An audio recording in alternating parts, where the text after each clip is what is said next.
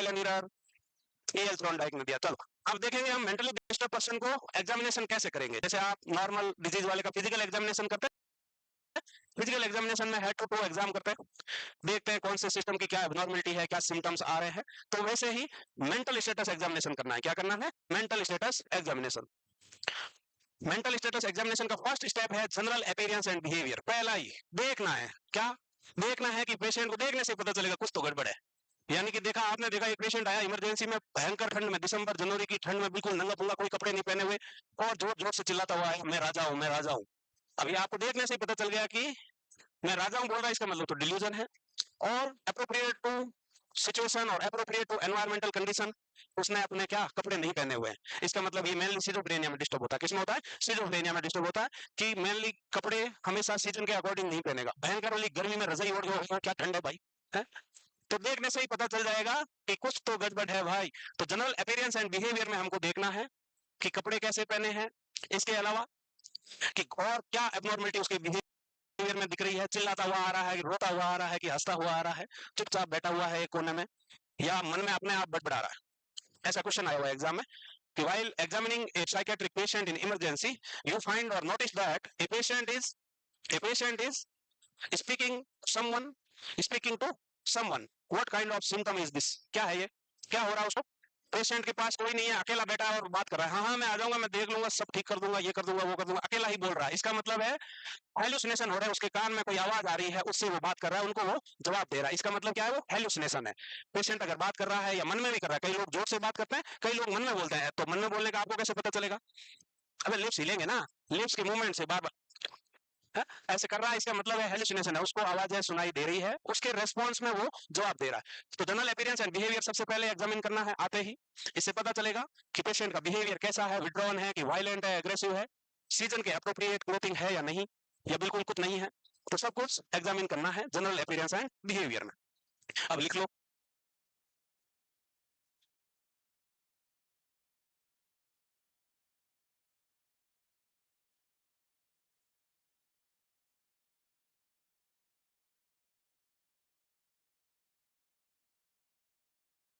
मुंह से ना लिखें, हाथ चलाएं, हाथ।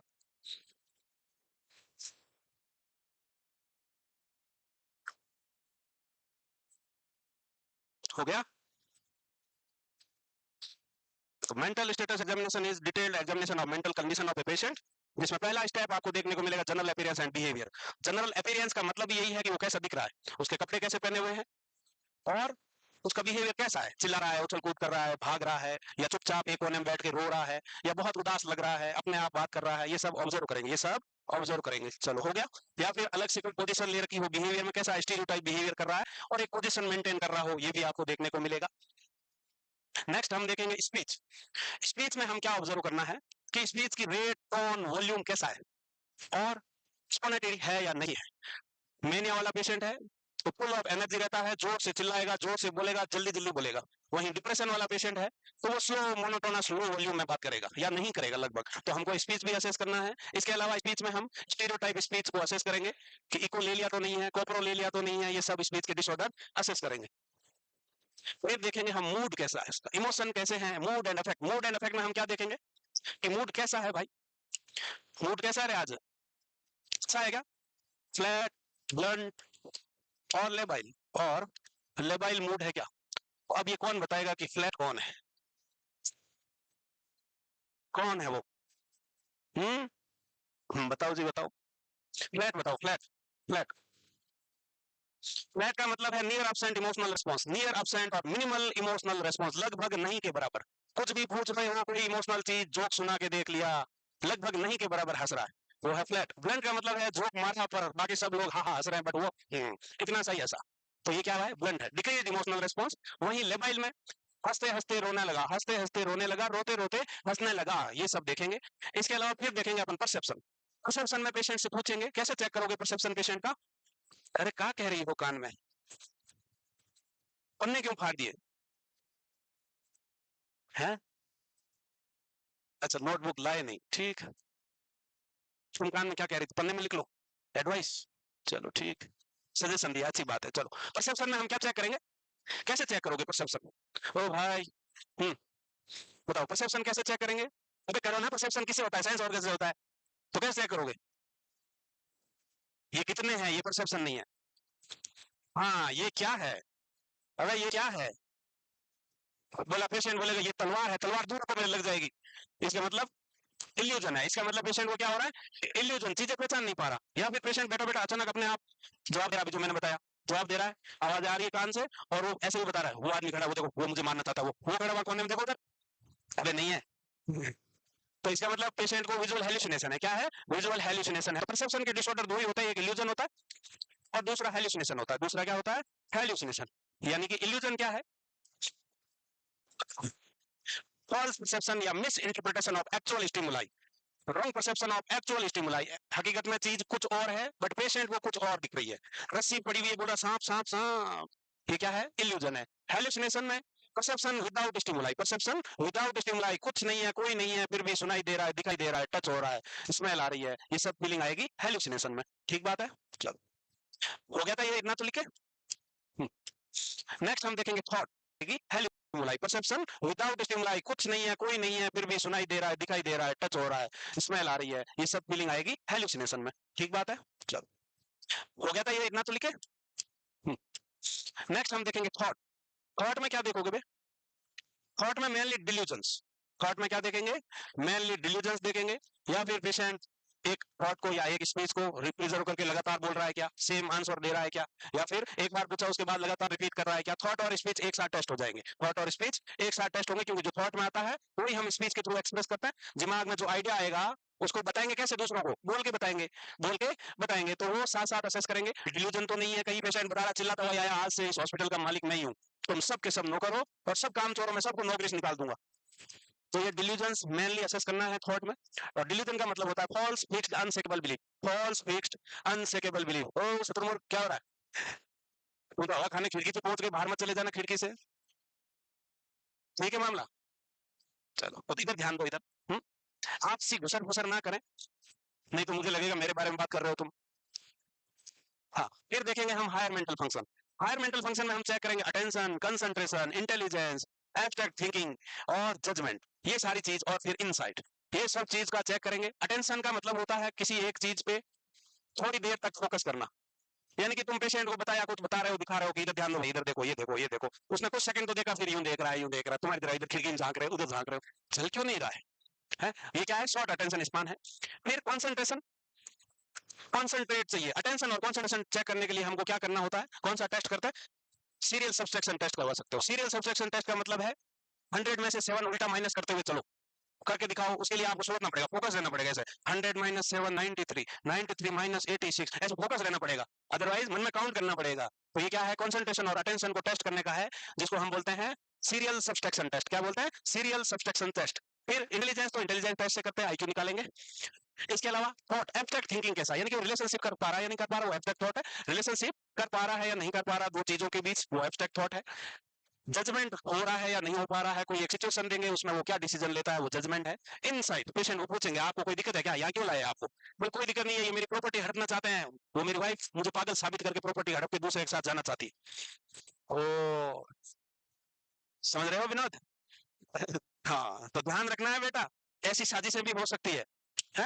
चलो इसलिए प्रॉपर्टी पहले वाइफ के नाम ही रखने का है ना, प्रॉपर्टी वाइफ के नाम ही लेना, जैसे मैंने घर वाइफ के नाम ही ले रखा, टेंशन नहीं। तो कम से कम ये वाला लोचा तो नहीं आएगा, झूठा पागल करा तो नहीं करा सकती, क्यों प्रॉपर्टी इसी के नाम मतलब काय को, है ना। चलो तो ये ध्यान रखना है, अटेंशन, कंसंट्रेशन, इंटेलिजेंस, ये सब हायर मेंटल फंक्शन कहलाते हैं। क्या कहलाते हैं, हायर मेंटल फंक्शन।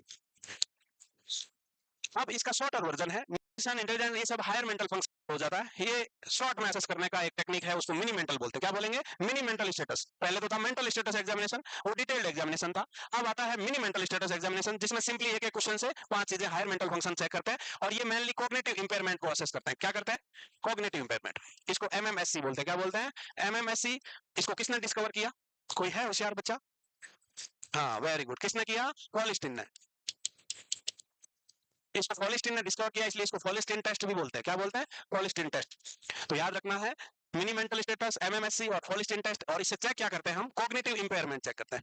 और कॉग्निशन का मतलब ही होता है यही हायर मेंटल फंक्शन। कॉग्निशन में क्या आता है, सिंपल एक वर्ड में कॉग्निशन को डिस्क्राइब करें तो बोलते हैं थॉट, बट एक मात्र थॉट ही नहीं आता, कॉग्निशन में अटेंशन, कंसंट्रेशन, लैंग्वेज, कैलकुलेशन, ये सब आएगा।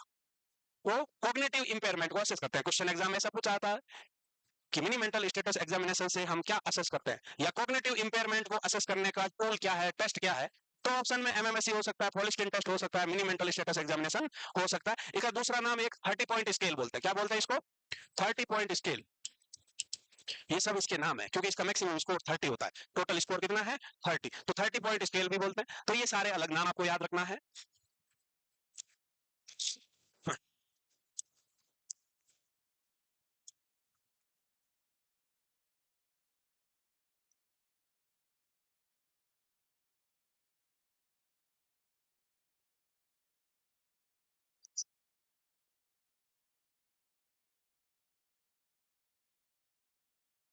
इसके कंपोनेंट की बात करें मिनी मेंटल स्टेटस के एग्जामिनेशन की, तो सबसे पहले आता है ओरिएंटेशन। क्या देखेंगे? ओरिएंटेशन। ओरिएंटेशन का मतलब क्या होता है? टाइम प्लेस पर्सन से ओरिएंट है या नहीं, कौन कहाँ क्यों कब है, अगर वो पता है तो पेशेंट ओरिएंट है। ओरिएंटेशन। उसके बाद हम देखते हैं लैंग्वेज। इसके अलावा अटेंशन एंड कैलकुलेशन देखेंगे, रजिस्ट्रेशन देखेंगे, रिकॉल देखेंगे। सबके इंडिविजुअल स्कोरिंग है और सबको 10 मिनट्स में फास्ट चेक करते हैं और स्कोरिंग करते हैं। ये लिख गया, स्कोरिंग दिखाते हैं आपको। हो गया लिख के? हो गया? वाह जी वाह। अब इसके लेवल को क्लासिफाई किया गया है स्कोर के अनुसार कि mild, moderate, severe cognitive impairment कितना स्कोर होगा तो होगा। ऐसा क्वेश्चन बहुत बार एग्जाम में आता है। तो इसका दो तरह का क्लासिफिकेशन है। एक क्लासिफिकेशन में हम देखते हैं, आपको याद रखना है कि 24 से 30 को नॉर्मल काउंट करते हैं। क्या करते हैं? नॉर्मल, यानी नो कॉग्निटिव इंपेयरमेंट। नॉर्मल का मतलब नन है और नन का मतलब है no cognitive impairment. No cognitive impairment. तो अभी आपसे कोई पूछ ले नॉर्मल एमएमएससी का स्कोर कितना होना चाहिए, तो आपको याद रखना है अबाउट 24। अबाउट 24। तो 24 से लेके 30 तक नॉर्मल कंसिडर किया जाएगा। वहीं माइल्ड टू मॉडरेट का पूछा जाए तो 18 से 23 है। Mild to moderate cognitive impairment तो स्कोर कितना होगा? 18 टू 23। लेस देन 17 है, 0 से 17 है, तो सीवियर कॉग्निटिव इंपेयरमेंट है। ये नाम पे ध्यान दो, नाम तुमको याद नहीं होंगे। ये क्लासिफिकेशन इन दो नाम वाले आदमियों ने दिया। दूसरा क्लासिफिकेशन ये है, पहला तो ये हो गया। दूसरे में ज्यादा अलग कुछ नहीं है। यहाँ माइल्ड टू मॉडरेट एक साथ है, यहाँ माइल्ड टू मॉडरेट को अलग कर दिया है। माइल्ड टू मॉडरेट को अलग कर दिया है क्योंकि अभी एक एग्जाम आया था कि मॉडरेटली, अगर मॉडरेटली कॉग्निटिव इंपेयरमेंट है तो एमएमएससी का स्कोर कितना होगा, ऐसा क्वेश्चन आया था। तो अगर इस स्कोर से करोगे तो आपको याद नहीं रहेगा। तो यहाँ थोड़े लेवल में पैरामीटर में चेंजेस आएगा। यहाँ अबाउट 27 और 27 इज कंसिडर्ड एज नॉर्मल। वहीं 21 से 26 को हम बोलते हैं माइल्ड।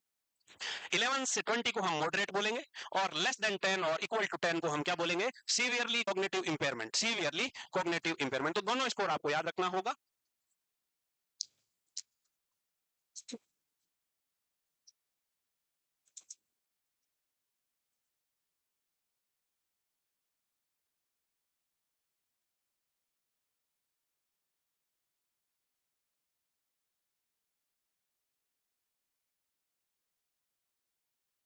लिख ले बेटा। हो गया? तो यही तो यो।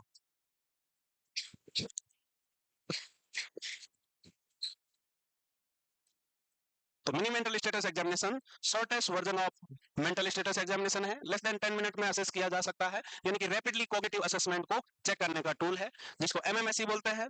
30 पॉइंट स्केल या 30 स्कोरिंग स्केल या पॉलिस्टीन स्केल के नाम से जानेंगे। इसका दो तरह का क्लासिफिकेशन है, माइल्ड, मॉडरेट, सीवियर। और नॉर्मल वाले को हम कैसे असेस कर सकते हैं, उसके बेस पे क्लासिफाई किया गया है। हाँ बेटा।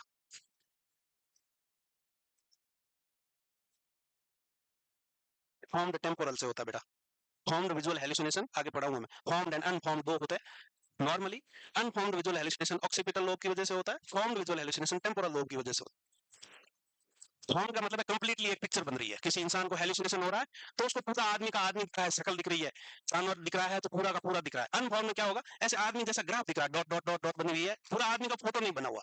जैसे मछली दिख रही है, उसको वो मछली आ रही है, शार्क आ रही है, उसको खा जाएगी, तो मछली ऐसे डॉट डॉट डॉट डॉट बनी हुई, पूरी क्लियर मछली की पिक्चर नहीं है। तो अनफॉर्म्ड है जो टेम्पोरल लोब से, अरे सॉरी, फॉर्म्ड विजुअल हेलुसिनेशन है जो टेम्पोरल लोब में डिफेक्ट की वजह से होगा। अनफॉर्म जो होंगे ऑक्सीपिटल की वजह से होगा।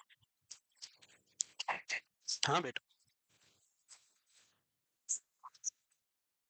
सेम नहीं है बेटा। हाँ, क्वेश्चन मार्क को छोड़ दो, आप इतना याद रखो कि मोर देन 27 और equal to 27 is considered as normal. वो गलती से मिस्टेक से छप गया, बाद में बताएंगे बेटा तुम। हो गया ये लिखे? प्रोप्रायोसेप्टिव हेलुसिनेशन और डीपर्सनलाइजेशन में कंफ्यूज हो रहे हो तुम। प्रोप्रायोसेप्टिव पूछ रही है बेटा, क्या पूछ रही? प्रोप्रायोसेप्टिव है। हाँ, प्रोप्रायोसेप्टिव में क्या बताया है कि बॉडी के एनाटॉमिकल पोजीशन को लेके कंफ्यूज्ड है। एनाटॉमिकल पोजीशन को लेके कंफ्यूज का मतलब है, ओए शत्रुमुख दूसरी बार देखा गया, चौथ छुप नहीं पा रही तेरी पूरी। हाँ, प्रोप्रायोसेप्टिव में बॉडी के एनाटॉमिकल पोजीशन को लेके कंफ्यूजन रहता है, यानी कि पेशेंट वैसे लगता है उसका हाथ यहाँ से निकल के यहाँ चिपका हुआ है, यहाँ से नहीं जुड़ा हुआ है, कमर पे जुड़ा हुआ है, उसका पैर घुटने से सेपरेट होकर इधर लटक रहे दोनों। ये प्रोप्रायोसेप्टिव है। डीपर्सनलाइजेशन में क्या है, सेल्फ का परसेप्शन डिस्टर्ब है, सेल्फ परसेप्शन डिस्टर्ब है, यानी शीशे में जाके देखो, ओ माय गॉड नाक बढ़ रहा है उसका, मेरा नाक बहुत लंबा होता जा रहा है दिनों दिन, और मेरा नाक लंबा होने के कारण अब हस्बैंड मुझे पसंद नहीं करता और पड़ोसी इस चक्कर चला रहा है। कान बड़े हो रहे, कान है, कान बढ़ते जा रहे, मेरे हाथी जैसे बड़े होने की संभावना लग रही है, दांत लगातार एक दांत बढ़ रहा है, यहाँ तक आ गया है? ये है डीपर्सनलाइजेशन है, ठीक है। चल, हाथी का दांत तो नहीं बढ़ रहा कहीं। चलो ठीक है, ये हो गया स्कोर। अरे हो गया क्या? हाँ, पूछूंगा उदा के बाद में। अब कंपोनेंट की बात करें तो कंपोनेंट कैसे याद रखना, ओलाकार याद रखना। क्या रखोगे? ओलाकार। ओला, ओला तो सुना ही है सबने। ओला स्कूटर। ओला स्कूटर आता है आजकल, इलेक्ट्रिक स्कूटर आता है ओला। तो ओला कार, ओला कार, कार कैसे चलती है? हाँ, तो ओला कार है ये। अब देखो आप, ओला car, O stand for orientation, L stand for language, A for attention, C for calculation, R for recall and R for registration। तो ओला कार भी आएगी, अभी इलेक्ट्रिक स्कूटर आया है, फिर ओला की कार आएगी 2030 में, जब तुम्हारी नौकरी वोकरी लग जाएगी, पैसे आ जाएंगे तुम्हारे पास, तब तुम इलेक्ट्रॉनिक कार खरीदना। कौन सी? ओला। नहीं, थार से क्या ही करोगे? थार तो उन लोगों के लिए गाड़ी है जिनके घर में ऑलरेडी 4-5 गाड़ी है, यूं ही शाम को स्टाइल मारने के लिए थार लेकर निकलो। रोज थार में ऑफ रोड कहाँ जाओगी? नौकरी करोगी तो हॉस्पिटल जाओगी, रोड रोड जाओगी। ये तो है नहीं कि तुमको जैसलमेर के टिब्बे पे हॉस्पिटल बनाया हो, वहां ड्यूटी जा रहे हो, थार लेके चढ़ रहे हो 4x4 से। वो सिर्फ शाम को 1 घंटे चलने की गाड़ी है ना, कंफर्ट है। अभी जो आई है उसका लेटेस्ट वर्जन 5 डोर वाली, वो कंफर्टेबल है। दूसरी वाली में मेरे जैसा लंबा आदमी पीछे सीट पे बैठ भी नहीं सकता, ऊपर भी टकरता, यूं बैठना पड़ता है, ऐसा लग रहा डिग्गी में बिठा दिया है? वो सिर्फ 2 लोगों की कार है, और उन लोगों के लिए जिनके घर में ऑलरेडी 3-4 गाड़ियां हैं, तो आप आराम से थार शाम को 1 घंटे घूम सकते हो। या फिर पता है तुमको, 2 ही है, एक मैं और एक वो है, तो नहीं वो ही आएगी, आएगी रे, मजाक कर रहा हूँ, आएगी, सब आएगी। हाँ, उम्मीद नहीं छोड़नी चाहिए। स्कोरिंग आपके सामने है। ओरिएंटेशन के टोटल 10 मार्क्स होंगे, लैंग्वेज के 9 होंगे, अटेंशन एंड कैलकुलेशन के 5 स्कोर होंगे, रिकॉल के 3, रजिस्ट्रेशन के 3, टोटल 30 होंगे। टोटल क्या होंगे? 30 होंगे। Which of the following component are not included in MMSC, ऐसा क्वेश्चन भी आता है, तो आपको ये ओलाकार से याद रखना है। क्या क्वेश्चन आएगा कि इनमें से कौन सा मिनी मेंटल स्टेटस का कंपोनेंट नहीं है? तो नहीं है, कौन से है वो याद रखोगे, तो नहीं है उसका अपने आप पता चलेगा। तो कौन से है? तो orientation, language, attention, calculation, recall, registration. Orientation कैसे चेक करोगे कि कौन कहाँ कब कैसे? लैंग्वेज, लैंग्वेज कोई सेंटेंस बोलने का बोलेंगे, पता चल जाएगा कैसा बोल रहा है। अटेंशन आपको पता है, कैलकुलेशन कोई भी सिंपल मैथमेटिकल कैलकुलेशन दी जा सकती है। रिकॉल, रिकॉल कैसे चेक करोगे बे? रिकॉल कुछ नहीं, 3 चीजों के नाम बोलेंगे, 3 चीजों के नाम, table fan pen. Table fan pen, 2 minute बाद वापस पूछो कि वो जो मैंने तुमको 3 आइटम के नाम बताए वो बोलो, वो रिकॉल है। रजिस्ट्रेशन का मतलब है कि are you getting my point और नॉट, रजिस्टर हो रहा है कि नहीं हो रहा है, अबे खोपड़ी में क्लिक कर रहा है कि नहीं, जो मैं कह रहा हूँ वो अंदर जा रहा है कि नहीं जा रहा, वो है रजिस्ट्रेशन, वो है रजिस्ट्रेशन। रजिस्ट्रेशन में तुरंत पूछना है, रिकॉल में 2-4 मिनट बाद पूछना है, ठीक बात। रजिस्ट्रेशन का मतलब सीधा सीधा मैं पूछता हूँ, तुम लोग जब आपस में बात करते हो, बोलो मैंने लास्ट सेंटेंस क्या बोला, वो रजिस्ट्रेशन है। जब आपका ध्यान नहीं होगा, आपके दिमाग में बात जाएगी नहीं, तो आपने रजिस्टर नहीं किया है, माइंड में रजिस्टर नहीं हुई है वो चीज, वो रजिस्ट्रेशन कहलाएगा। हो गया लिखे? पी लो, ऐसा होता है फॉर्मेट इसका, ऐसा होता है इसका फॉर्मेट, पूरा दे रखा है क्वेश्चन के साथ, फोटो ले लो, लिख नहीं पाओगे। क्वेश्चन भी है, कौन सा कैसे चेक करोगे वो क्वेश्चन भी है इसमें। फोटो ले लो, हाँ कोई नहीं, किसी और से बाद में ले लेना, आंखों से खींच लो फोटो, आंखों से नहीं खींच पाते? अच्छा, अपडेटेड नहीं है तुम्हारा वर्जन, अभी हो जाएगा। ये सीधा सीधा क्वेश्चन आता है, आप अटेंशन कैसे चेक करोगे? अटेंशन और कैलकुलेशन चेक करने का टेस्ट क्या है? एग्जाम में क्वेश्चन आता है, क्या है? सीरियल सब्सट्रैक्शन हो गया, क्या हो गया? सीरियल सब्सट्रैक्शन, या वर्ड, कोई वर्ड बोल के उसको उल्टा स्पेल करवाना है। कुछ भी एक वर्ड बोल दो, उसको उल्टा स्पेलिंग करवाना है। जैसे यहाँ दे रखा है कि वर्ल्ड को उल्टा स्पेल करो, उल्टा स्पेल करोगे तो वर्ल्ड में डी पहले आ जाएगा, LROW हो जाएगा। तो ये क्या कहलाता है? अटेंशन को चेक करने का टेस्ट है, जिसको सीरियल सब्सट्रैक्शन, और वर्ड को, किसी भी सेंटेंस को, वर्ड को उल्टा स्पेल करना है, backward spelling of word, backward spelling of word recall करना है, और लास्ट में कोई पेंटागन, सर्कल, ट्रायंगल, इसको कॉपी कराना है। ठीक बात है, चलो फोटो हो गया, हो गया फोटो, नहीं हुआ? तो मिनी मेंटल स्टेटस एग्जामिनेशन में आपको सिंपल इतना याद रखना है कि माइल्ड मॉडरेट सीवियर होता है, और माइल्ड मॉडरेट सीवियर और नन वाले चारों क्लासिफिकेशन भी अलग अलग वाले याद रखने हैं, फॉलिस्टिन टेस्ट, एमएमएसई और 30 पॉइंट स्केल भी कहते हैं, और इसे कॉग्निटिव इंपेयरमेंट चेक करते हैं। क्या करते हैं? कॉग्निटिव इंपेयरमेंट, और इसके कंपोनेंट याद रखने। अब आपके सामने एक क्वेश्चन है, बताओ जरा क्या है ये क्या है क्वेश्चन? क्वेश्चंस नहीं है, ये क्वेश्चन है। कैसे? पुराने बच्चे हैं वो, उनको ये क्वेश्चन मैंने 2-3 बार बताया हुआ है, अब नए वालों को तो पता नहीं है। कोई पुराना जिसको ये याद है? ये है पक्का? कैसे पता? कैसे कैसे कैसे? मिनी कॉग टेस्ट है, ये भी कॉग्निटिव इंपेयरमेंट को असेस करने का शॉर्टर वर्जन है, और शॉर्टर वर्जन है मिनी कॉग। मिनी कॉग नाम से है। अगर एग्जाम में क्वेश्चन आ जाए कि मिनी कॉग टेस्ट किसके लिए यूज किया जाता है, तो आपको याद रखना है कॉग्निटिव इंपेयरमेंट या कॉग्निटिव असेसमेंट के लिए यूज करते हैं। उसमें पेशेंट से करवाएंगे क्या? तो पेशेंट से क्या करवाएंगे हम? 3 ऑब्जेक्ट के नाम देंगे और एक क्लॉक को ड्रॉ करवाएंगे। कोई भी 3 ऑब्जेक्ट के नाम दिया और वापस रिकॉल करवाएंगे, यानी कि रजिस्ट्रेशन एंड रिकॉल चेक हो जाएगा, और साथ में क्या चेक होगा? उसके माइंड की एबिलिटीज। क्लॉक ड्रॉ करवाएंगे, उसकी सुइयां ड्रॉ करवाएंगे, और उसमें उसको बोलेंगे 10:10 पे सुइयां सेट करके बता। तो इसमें सारा चीज आ गया, इंटेलिजेंस सब चीज असेस हो गई। तो ये शॉर्टर वर्जन है, तो याद रखना है। अभी हेडिंग देके सिर्फ इतना लिख लो, mini cog test is used to assess cognitive impairment, is used to assess cognitive impairment. It includes 3 word registration and recall and drawing a clock.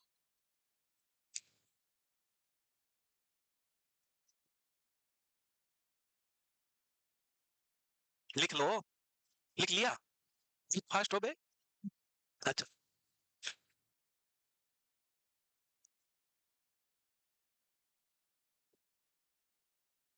mini cog test is used to assess cognitive impairment. It includes 3 words recall and registration and drawing a clock. Drawing a clock. हो गया? अरे हुआ क्या? नहीं नहीं, कुछ लोग संघर्ष कर रहे हैं।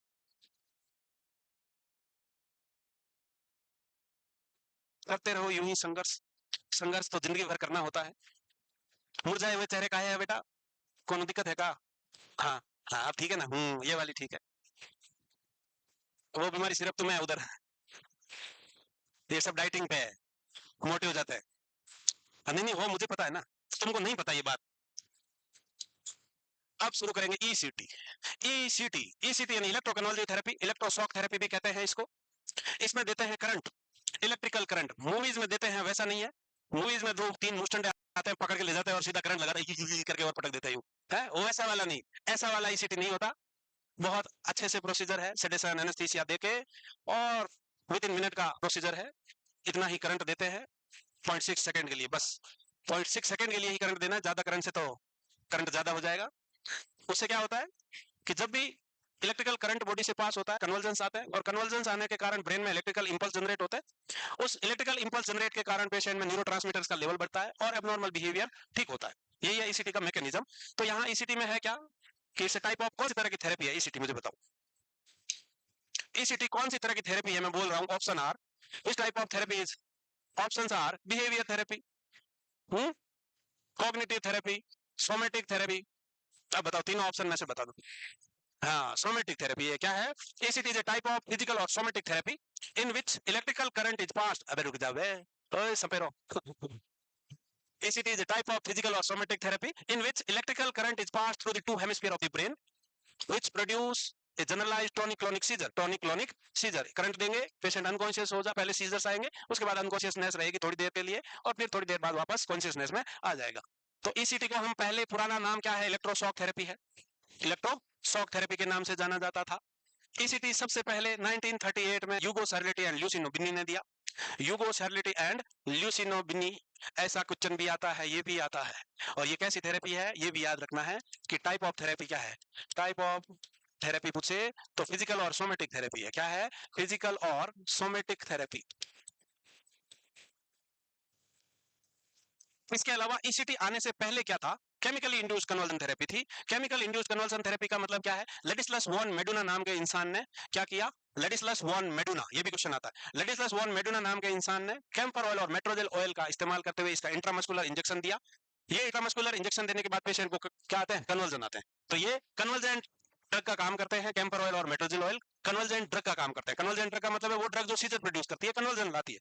तो इस स्थिति में वही हो रहा है, कन्वर्जन आ रहा है और ये ड्रग देने से भी पेशेंट को कन्वर्जन आए और उसने देखा कि डिप्रेशन वाले पेशेंट के सिम्टम में इंप्रूवमेंट आया ऐसा करने के बाद। तो 1934 में लडिस्लास वॉन मेड्यूना ने कैम्फर ऑयल और मेट्रोजिल ऑयल के इंजेक्शन देके पेशेंट को सीजर प्रोड्यूस करवाए और सीजर प्रोड्यूस के बाद उसने देखा कि डिप्रेशन के सिम्टम सबसाइड हो रहे हैं।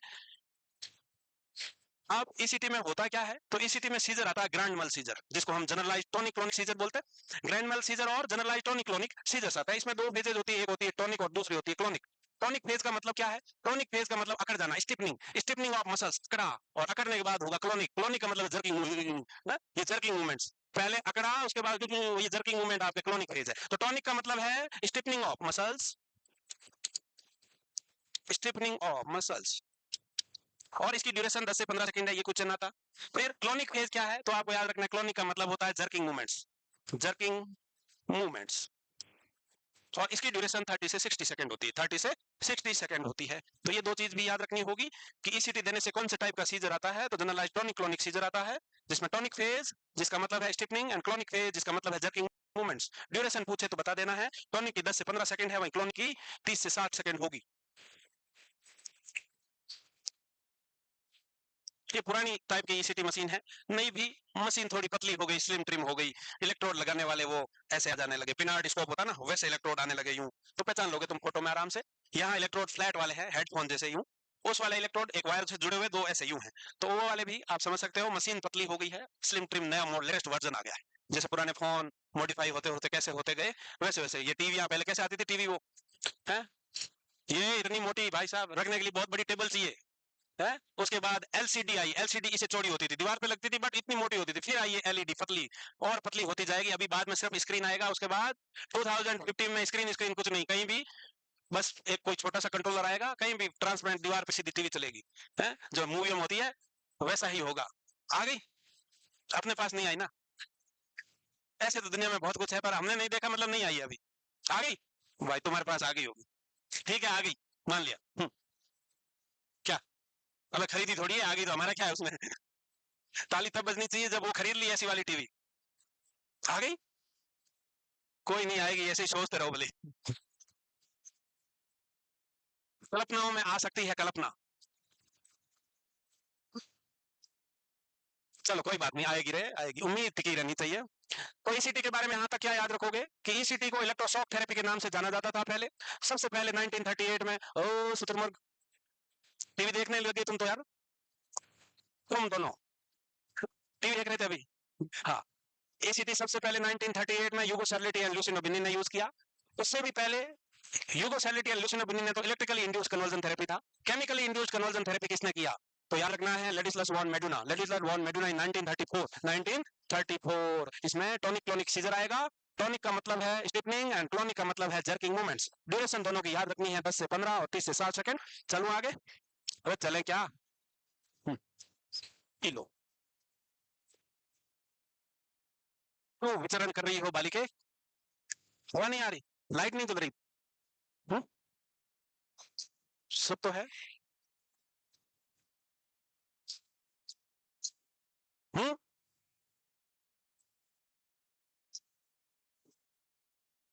बोलो बोलो बोलो बोलो बोलो बोलो बोलो, क्या लगता है बेटा, यही है, यही है भाई, यही है। फर्स्ट टाइम कन्वर्जन थेरेपी पूछा है, फर्स्ट टाइम। तो फर्स्ट टाइम कन्वर्जन किसने किया, लेडिस्लास वॉन मेडुना ने। भाई यूगो सरलिटी और लुसिनो बिनी से तो 4 साल पहले इन्होंने इंजेक्शन लगा के कन्वर्जन ले आए थे। तो कौन है, लेडिस्लास वॉन मेडुना है, लेडिस्लास वॉन मेडुना है। वही इगास मोनिस कौन है भाई, इन्होंने क्या किया, कुछ किया कांड इन्होंने, क्या है, ये फादर ऑफ साइको सर्जरी है, क्या है ये, साइको सर्जरी का मतलब होता है साइकेट्रिक इलनेस में जो सर्जरियां की जाती है वो साइको सर्जरी कहलाती है, कि surgery perform for mental illness, उसको हम साइको सर्जरी बोलते हैं। इनको फादर ऑफ साइको सर्जरी बोलते हैं, इगास मोनिस को। ये कर्ट स्किनर भैया है, इन्होंने फर्स्ट रैंक सिम्टम दिए सिजोफ्रेनिया के, first rank symptom of schizophrenia, first rank symptom of schizophrenia. First rank symptom का मतलब है 11 सिम्टम दिए, वो सिजोफ्रेनिया में पढ़ेंगे अपन। और ये तो ईसीटी है ही, और ये केमिकली इंड्यूस्ड, ये क्या है, chemically induced conversion therapy. Induced conversion therapy. तो चारों के बारे में कुछ ना कुछ लिख लो।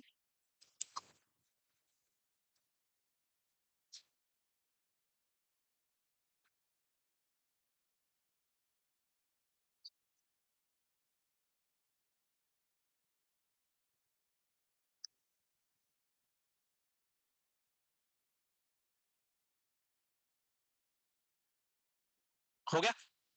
अरे हो गया। आप देखें कि ईसीटी में क्या क्या करना, क्या करंट कितनी ड्यूरेशन के लिए देंगे। तो अगर टोटल करंट का वॉल्यूम देखें तो 70 से 130 वोल्ट देते हैं। एवरेज अगर पूछ ले तो कितना देंगे भाई? एवरेज अगर पूछे तो 110 वोल्ट देंगे। ये आप कहीं 70 से 150 पाओगे, वो रेंज को छोड़ो, रेंज तुम समझ जाओगे। मिनिमम 70 एटलीस्ट होना चाहिए। एवरेज 110 वोल्ट देते हैं। कितना देते हैं? 110 वोल्ट। करंट का जो फ्लो रेट होगा वो किस रेट से होगा? तो वो 200 से लेके 1600 मिली एम्पियर पर सेकंड के हिसाब से करंट फ्लो करेगा। वहीं करंट की फ्लो की ड्यूरेशन, कितनी देर तक करंट देना है, तो 0.1 से 1 सेकंड बोल सकते हो, 0.5 से 1 सेकंड बोल सकते हो, और एवरेज हमको याद रखना है 0.6 सेकंड। ये क्या है? ये है एवरेज। इसके अलावा सीजर्स की ड्यूरेशन, कितनी देर तक सीजर आएगा, तो वो 30 सेकंड से लेकर 90 सेकंड तक सीजर्स आएगा। 30 से लेकर 90 सेकंड तक पेशेंट को कन्वर्जन आएंगे इसमें। ईसीटी कितनी दे सकते हो, तो ईसीटी 6 to 12 ईसीटी दी जाती है। 12 ईसीटी के बाद ऐसा माना गया है और ऐसा बहुत सारी स्टडीज में देखा है कि जिन पेशेंटों में इंप्रूवमेंट ईसीटी से होना है वो मैक्सिमम 12 तक हो जाएगा।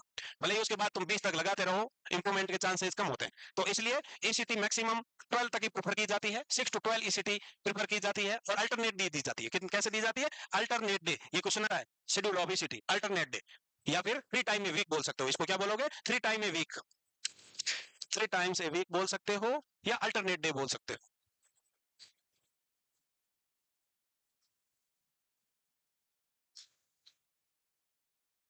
अगर इसमें आपको कहीं करंट का वैल्यू में आपको वेरिएशन दिखे तो इसको 0.1 से 1 सेकंड भी याद रख सकते हो। 0.1 से 1 सेकंड और एवरेज 0.6 सेकंड याद रखना है। क्वेश्चन में हमेशा नियर बाई रेंज होगी, ना जो यहां मैंने लिखा है वो होगी, कुछ और ही रेंज होगी, नियर बाई रेंज होगी। तो आपको याद रखना है, बस नियर बाई रेंज को राइट करना है।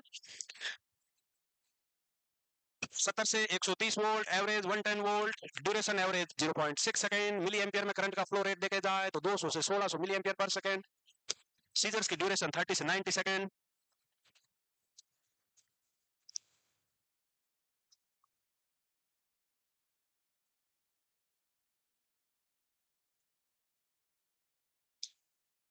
सब लिखा हुआ, लिखा हुआ तो पढ़ ले भाई। पढ़ लिया? शाबाश।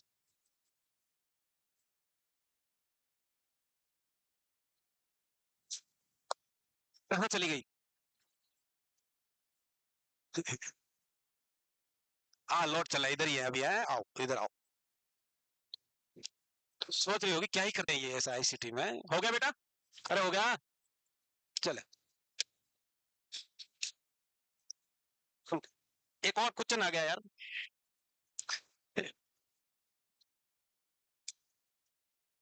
तो पुराने बीज। क्या है? ये वोल्ट वोल्ट नहीं है, ये मिली कोलंबस है। इसलिए लिख लो, एक लाइन लिख लो कि best unit for the quantification और measurement of electric current in ECT is milli Columbus. और वो बेस्ट इसीलिए है क्योंकि ये स्मॉलेस्ट करंट को मेजर कर सकता है, सबसे स्मॉलेस्ट करंट के यूनिट को भी मेजर कर सकता है, इसलिए मिली कोलंबस है। Milli coulombs.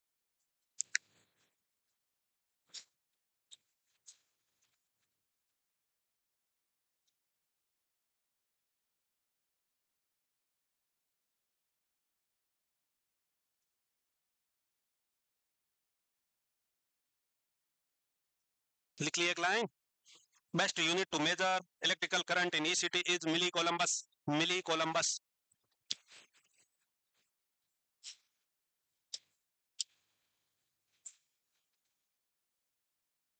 अरे पूरा क्वेश्चन नहीं लिखना था बच्चे, हैं?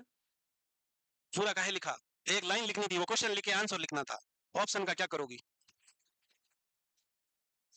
अब ईसीटी देने की मेथड, ईसीटी तो दे दी, सीजर को असेस कैसे करेगा? ईसीटी लगाई, पेशेंट को सीजर आया, कैसे पता चलेगा? तो उसको असेस करने के लिए 3 मेथड है। एक इलेक्ट्रोएन्सेफेलोग्राफ है, EEG इज इलेक्ट्रोएंसेफेलोग्राफी और इलेक्ट्रोएंसेफेलोग्राफ बोल सकते हैं उसको। ये मोस्ट रिलायबल मेथड है। इसमें कंप्लीटली ब्रेन पे इलेक्ट्रोड लगा के पूरी एक्टिविटी उसमें रिकॉर्ड होती है, सिस्टम में रिकॉर्ड होती है, ब्रेन की वेव्स रिकॉर्ड होती है, पता चलेगा सीजर कितनी ड्यूरेशन के लिए आया, कौन सी ब्रेन में इलेक्ट्रिकल इंपल्स में कौन सी वेव बनी, क्या वेव लेंथ थी, कितनी डीप थी, कितनी लॉन्ग थी, वो सब पता चलता है ईईजी में। तो ईईजी मोस्ट रिलायबल है।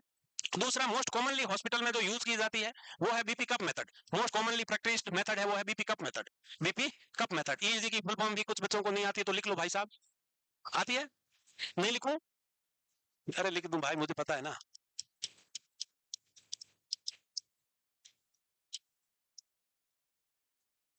तो बीपी कप मेथड में क्या करना है कि हमको पेशेंट के दो बीपी कप बांधने हैं। बीपी कप समझ रहे हो? अरे ब्लड प्रेशर लेने वाला कप, एक हाथ में बांधेंगे, एक काफ मसल्स में बांधेंगे। एक कहां बांधेंगे? इधर इधर घुटने से नीचे, घुटने से नीचे बांध देंगे। हाथ वाला तो बीपी लेने के काम आएगा, है बीपी लिया। काफ वाला हम मसल रिलैक्सेंट ड्रग देने से पहले उसको फुला देंगे। उसको फुलाएंगे क्यों? क्योंकि जब मसल रिलैक्सेंट ड्रग दी जाएगी तो वहां बीपी कप बंधा हुआ है, वो टोर्निकेट का काम करेगा। टोर्निकेट का काम करेगा मतलब क्या है? यहाँ टाइट बंधा है तो कुछ भी चीज यहाँ तक नहीं आएगी क्योंकि सर्कुलेशन इंटरप्टेड है, सर्कुलेशन मिनिमल है। तो कप को फुला दिया तो मसल रिलैक्सेंट ड्रग उस नीचे नहीं आएगी, बीपी कप से नीचे के पार्ट में नहीं आएगी। और हम सीजर्स के टाइम पे उस पैर में मूवमेंट देख सकते हैं। मसल रिलैक्सेंट पूरी दी हुई है, पूरी बॉडी की मसल रिलैक्सेंट है, तो मसल ट्विस्टिंग और ये कॉन्ट्रैक्शन स्टिफनेस की मूवमेंट देखने को नहीं मिलेगा। तो इसलिए ये वाली मेथड का इस्तेमाल करते हैं। कि इसमें लिखोगे कैसे? कैसे लिखोगे बे? इतना सारा मुझे लिखना पड़ेगा क्या? लिख देता हूँ सुंदर हैंड राइटिंग में। हाँ मैं बोल रहा हूँ, लिखो, धीरे धीरे बोलूंगा, लिखो। स्पेलिंग मिस्टेक हो तो नंबर नहीं कटेंगे, लिख लो ना कैसे भी है। 2 BP cup, 2 BP, PWO2, insult हो रही है। अच्छा, 2 BP cup is used in which one is tied, one is 2 BP cup is used in which one is tied। मैं देख रहा हूं, बाद में नहीं लिखेगी, अभी लिखेगी। अभी तूने बोला वो मेरे को समझ में आ गई, छोड़ो बाद में लिखूंगी। बोला ना यही, यही बोला ना तुमने, ब्लैक ब्लैक ब्लैक, हाँ है लिखा हुआ है। हाँ मैं देखेगा उधर आके, ठीक है। 2 BP cup is used in which one is tied on upper arm, one is tied, TIED, tied on upper arm, on upper arm, concentrate करना पड़ेगा। One is tied on upper arm, ARM, arm, for BP measurement, for हाँ, ऐसे irritate मैं होता हूँ कि तुम लोग बहुत देर लगाते हो लिखने में, है ना। अभी मैं रुक रुक के बोलूंगा, तुमको लगता है ना अरे यार बोल नहीं रहे। For measurement of blood pressure, upper arm वाला किसके लिए यूज होगा? For the measurement of blood pressure. And one BP cup, and one BP cup is tied on, one BP cup is tied on calf muscles or in the calf thighs बहुत दूर हो जाएगा, इतना लंबे पूरे पैर में क्या करोगे, इसलिए काफ मसल्स पे बांध दो, है ना। थाइज तो मतलब पूरा पैर नीचे पड़ा है ना, इतने सीजर क्या देखना है, इसलिए काफ मसल्स पे बांधेंगे। लिख लिया, tied on calf muscles. The calf muscles cuff, the calf muscles cuff is inflated before giving, the calf muscles cup inflated before giving, calf muscles cup inflated before giving, inflated before giving the calf muscle cup। आगे लिखो ना, the calf muscles cup inflated before giving, इतनी देर में लिख देता, inflated before giving muscles relaxant, before muscles relaxant, the calf muscles cup inflated before giving muscles relaxant to observe seizure activity, to observe seizures activity, seizures activity। कहानी खत्म। Next इसका जो method है वो है आई ब्लिंकिंग रिफ्लेक्स। तालीबाजों की अलग ही कहानी है। आई ब्लिंकिंग रिफ्लेक्स ये लीस्ट रिलायबल है। आई ब्लिंकिंग रिफ्लेक्स का मतलब क्या है कि सीजर्स में आईज में भी मूवमेंट होते हैं, पर जरूरी नहीं है आई के मूवमेंट, किसी को टिक डिसऑर्डर है वो रैपिडली आगे ब्लिंक करता हो, या ऐसा ही है ये पुअरली ऑब्जर्वेबल साइन है, ठीक से हम नोटिस नहीं कर पाएंगे, इसलिए ये लिस्ट रिलायबल है। यानी कि आई ब्लिंकिंग, रैपिडली आई ब्लिंकिंग ड्यूरिंग सीजर्स ये लिस्ट रिलायबल है, क्योंकि इसको पर्टिकुलर टू कन्वर्जन और सीजर्स नहीं माना जाता है, पर्टिकुलर टू सीजर्स नहीं माना जाता है, इसलिए ये लिस्ट रिलायबल है। तो 3 मेथड सीजर्स को असेस करने की याद रखना है। सबसे गोल्ड स्टैंडर्ड और कंफर्मेटरी की सीजर आया ही आया था, वो ईईजी से पता चलेगा। कॉमनली हॉस्पिटल में बीपी कप मेथड है, एक कप हाथ में बांधेंगे, बीपी नापेंगे, दूसरा काफ में बांधेंगे, मसल रिलैक्सेंट देने से पहले कप को फुला देंगे और उसके बाद एसीटी के दौरान सीजर को ऑब्जर्व करेंगे। हो गया? बात खोपड़ी में घुसी की ना? ओके। अब ईसीटी के टाइप देखें तो टाइप में आता है एक डायरेक्ट और एक इनडायरेक्ट। डायरेक्ट वर्ड से क्या समझ रहे हो? पेशेंट को पकड़ा, तार लगाया पिन में और यूं लगा दिया, ये डायरेक्ट ऐसा नहीं है। यहाँ सेम प्रोसीजर फॉलो करना है, बट मसल रिलैक्सेंट और एनेस्थेटिया वाली ड्रग नहीं देते। डायरेक्ट का मतलब है विदाउट एनेस्थीसिया और muscle relaxant. In this technique anaesthetic agent and muscle relaxant are not used, इसलिए इसको हम डायरेक्ट ईसीटी बोलते हैं। इसके साइड इफेक्ट ज्यादा है, ये पुराना वर्जन था जब एनेस्थीसिया वाली की व्यवस्था नहीं थी, सेडेशन देने की व्यवस्थाएं नहीं थी, तो डायरेक्ट देते थे। इसके कारण बहुत ज्यादा कॉम्प्लिकेशंस होते हैं, रिस्क ऑफ फ्रैक्चर इसमें सबसे ज्यादा होती है, क्योंकि मसल्स रिलैक्सेंट नहीं दिया हुआ है तो मसल्स में बहुत ज्यादा स्टिफनिंग और कॉन्ट्रैक्शन आएंगे, जिसके कारण फ्रैक्चर हो सकते हैं, जिसके कारण रिस्क ऑफ फ्रैक्चर ज्यादा थी, इसलिए अब इसका इस्तेमाल नहीं करते। और सीजर्स भी आ रहे हैं साथ में, तो फ्रैक्चर के चांसेस ज्यादा थे, जॉ टीथ डिसलोकेट होने के चांसेस ज्यादा थे। इसके अलावा साइड इफेक्ट के भी ज्यादा है चांसेस, इसलिए ये टेक्निक अभी यूज नहीं करते, it's very rare to use. तो डायरेक्ट का मतलब है without anaesthesia and muscle relaxant, और जब विदाउट एनेस्थीसिया और मसल रिलैक्सेंट देंगे तो साइड इफेक्ट ज्यादा होंगे, फ्रैक्चर के चांसेस ज्यादा होंगे, इसलिए अभी इस टेक्निक का इस्तेमाल कम कर दिया गया है।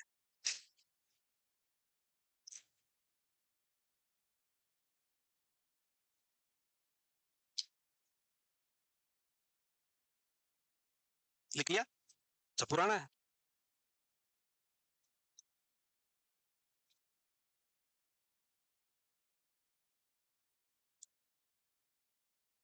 घोट रहा है भाई, हैं? घोटने का मतलब बाहर बाहर उसको हाईलाइट करना।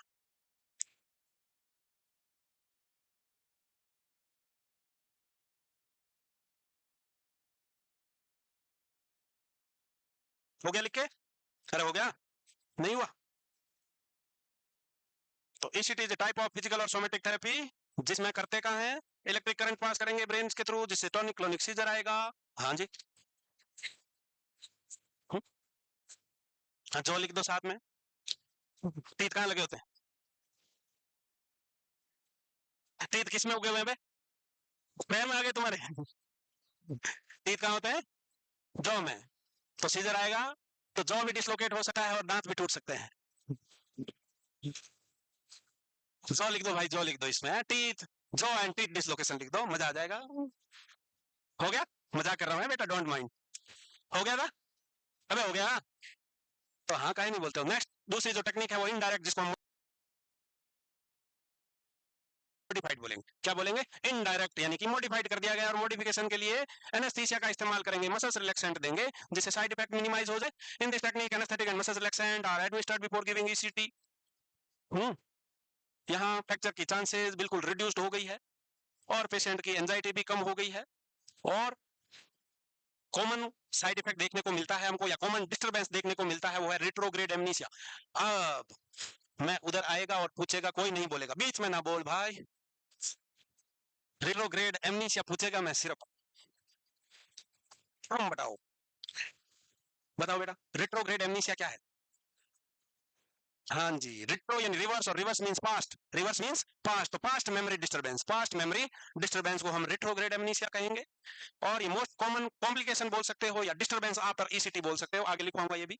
तो वो है रिट्रोग्रेड एमनीसिया। उसके साथ साथ कंफ्यूजन, क्योंकि सेडेशन भी दिया है, तो एक तो सीजर्स की वजह से और एक सेडेशन भी दे दिया है, तो धीरे धीरे भाई किसी को दवाई देके बेहोश किया है, तो होश में आने में थोड़ा वक्त लगेगा, थोड़ी देर तक कंफ्यूज रहेगा, थोड़ी देर तक कंफ्यूजन ज्यादा रहेगा as compare to without sedation.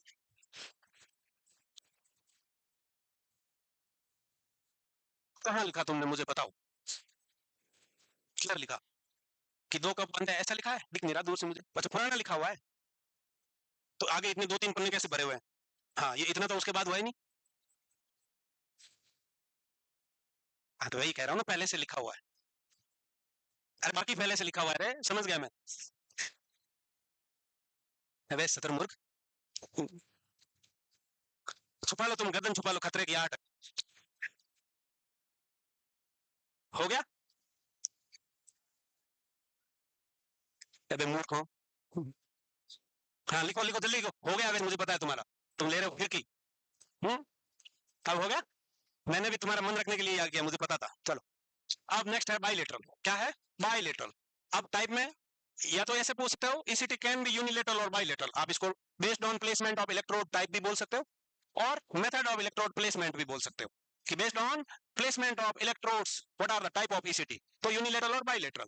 या फिर इलेक्ट्रोड प्लेसमेंट का मेथड क्या है, तो यूनिलेटरल और बाइलेटरल होगा। यूनि यानी one side, single side, and bi यानी दोनों साइड। यूनि में एक ही साइड इलेक्ट्रोड लगेंगे दोनों, बाइलेटरल में दोनों साइड लगेंगे, बाइलेटरल में दोनों साइड लगेंगे। तो बाइलेटरल में देखो most commonly used electrode placement position है, कॉमनली ये मोस्ट इफेक्टिव होती है, इसलिए बाइलेटरल का ही इस्तेमाल किया जाता है ज्यादा। Placement of electrode on both side of the skull, खपड़िया के दोनों साइड इलेक्ट्रोड इधर लगाएगा, बाई टेम्पोरल है तो इधर लगाएगा, बाई फ्रंटल है तो इधर लगाएगा।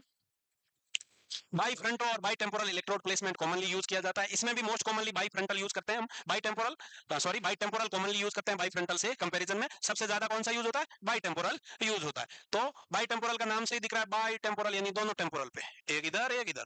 बाई फ्रंटल का मतलब है दोनों फ्रंटल बोन पे एक इधर एक इधर। और कैसे लगाएगा, कैसे लगाएगा भाई, लगाने की तकनीक क्या है, हाँ कैसे मेजर करते हैं, मेजर करने का तरीका क्या है कि imaginary line drawn from, imaginary line, पहले टिक लो बे, तुम्हारे सुनते तो नहीं हो, मुझे 4 बार बोलना पड़ेगा। An imaginary line drawn from, ये आंख का बाहरी वाला हिस्से को बोलते हैं outer canthus of the eye to the tragus of the ear. Tragus ये छोटा सा कान के बीच में एक छोटा टुचका दिख रहा है, ये वाला, ये इसको टर्गस ऑफ द ईयर बोलते हैं। तो इससे मिलाते हुए टर्गस तक एक लाइन खींचेंगे सीधी। अब इस लाइन का मिड पॉइंट देखना है, बीचों बीच का पॉइंट, मान लो ये डिस्टेंस 5-6 सेंटीमीटर है, तो मिड पॉइंट कहाँ होगा, 3 सेंटीमीटर पे होगा। बीच का पॉइंट को लोकेट करके इस मिड पॉइंट से 2.5 से 4 सेंटीमीटर और 3.3 सेंटीमीटर तक ऊपर पहला इलेक्ट्रोड, 2.5 से लेके 3 या 4 सेंटीमीटर अबव पहला इलेक्ट्रोड लगाएंगे। इधर सेम मेथड, इधर को करना है, ये लाइन खींची, नापा मिड पॉइंट और दूसरा ऐसे। ये तो है बाई टेम्पोरल का मेथड। बाई फ्रंटल में कैसे करेगा, बाई फ्रंटल में ये जो आउटर कैंथस है इससे सीधा सीधा 5 सेंटीमीटर ऊपर इधर, सीधा सीधा 5 सेंटीमीटर इधर, ये हो गया बाई फ्रंटल का। और ये नापने वाली टेक्निक हो गई बाई टेम्पोरल की। चलो लिखाना पड़ेगा यार, वो तो लिखा हुआ नहीं है मेरे पास, अभी लिखूंगा मैं बोर्ड पे। चलो चलो 5 सेंटीमीटर इधर, ये हो गया बाई फ्रंटल का। और ये नापने वाली टेक्निक हो गई बाई टेम्पोरल की। चलो लिख देता हूं, पहले इधर देखो, इन टकलों को देखो, इधर देखो, इधर देखो, ये टेक्निक जो अपनाई हुई है ये बाई टेम्पोरल है। दूसरा उधर छुपा हुआ है इलेक्ट्रोड, दिख नहीं रहा है। फोटो से आप देख के समझ पा रहे हो कि ये लाइन खींची आउटर कैंथस से टर्गस ऑफ द ईयर तक, और उसका मिड पॉइंट ये लिया, और उससे 2.5 से 4 सेंटीमीटर के बीच कहीं भी इलेक्ट्रोड लगा दो। 2.5 से 4 सेंटीमीटर यानी कि 2.5 से 3 और 4 मानो सीधा 4 सेंटीमीटर ऊपर पहला इलेक्ट्रोड लगाना है, लगा दिया, ये दिख रहा है 3 सेंटीमीटर ऊपर लगाया है। ऐसा ही सेम टेक्निक उधर करनी है, सेम टेक्निक दूसरी साइड करनी है, क्योंकि फोटो में एक ही साइड दिख रहा है, एक ही साइड है। वहीं राइट यूनिलेटरल, वो यूनिलेटरल की टेक्निक है, ये तो है किसकी, बाइलेटरल की, क्योंकि नाम में दिख रहा है आपको बाई टेम्पोरल, ये है यूनिलेटरल। तो यूनिलेटरल को हम बोलते हैं डी इलिया पोजीशन, क्या बोलते हैं, डी इलिया पोजीशन। और यही बेस्ट पोजीशन है इन यूनिलेटरलिसिटी। ये क्वेश्चन आता है, best electrode placement, best electrode placement इन यूनिलेटरल, इलेक्ट्रोड इन यूनिलेटरल। तो राइट यूनिलेटरल को डी इलिया बोलते हैं। अब ये डी इलिया क्या है मैं बताता हूँ। फोटो में देखो क्या दिख रहा है कि राइट साइड में लगाना है, किधर लगाना है, राइट साइड में लगाना है, यूनिलेटरली लगेगा। तो राइट साइड में सेम वो कला अपनानी है तुमको कि outer campus of the eye to the tragus of the ear, mid point located, and first electrode is placed about 3 centimetre from the mid point. Second electrode right side में ही vertex में लगाना है। कहां लगाना है, वर्टेक्स, और vertex is the highest point of the school. Vertex क्या है, highest point of the school है। तो ये हो गया राइट यूनिलेटरल, आगे लिखूंगा इसके बारे में, अभी सिर्फ तुम फोटो देखो। फिर बाई फ्रंटल की बात करें, बाई फ्रंटल तो फ्रंटल पे लगेगी, फ्रंटल बोन का है आगे है, तो फ्रंटल में सीधा सीधा आउटर कैंपस ऑफ द आई से कितना 5 सेंटीमीटर ऊपर, 5 सेंटीमीटर ऊपर इधर और 5 सेंटीमीटर ऊपर इधर, दोनों लगा दिए। इसका दूसरा नाम क्या है, तो इसका दूसरा नाम है लेटेमेंडिया, याद रखना ये क्वेश्चन आता, ये भी आता, डी इलिया। तो bifrontal also known as Letemendia, while right unilateral position is known as D इलिया। और डी इलिया मैंने आपको बताया कि कैसे प्लेस करना है, कि राइट हैंडेड पर्सन के राइट साइड में ही करेंगे, यानी non dominant brain side post करना। किधर करना है, नॉन डोमिनेंट साइड, वो आगे लिखवाऊंगा तब लिखना। अभी यहाँ तुम टकला बना के इलेक्ट्रोड प्लेसमेंट बना सकते हो, सिर्फ नाक कान आंख ये सब बनाओ ना बनाओ, टकला बना के आंख का आउटर कैंपस और कान का टुचका जरूर बनाना है। छोड़ो नहीं बनेगा, रहने दो, बाल उगा सकते हो तुम इसके, आदिवासी तेल लगाना इसमें।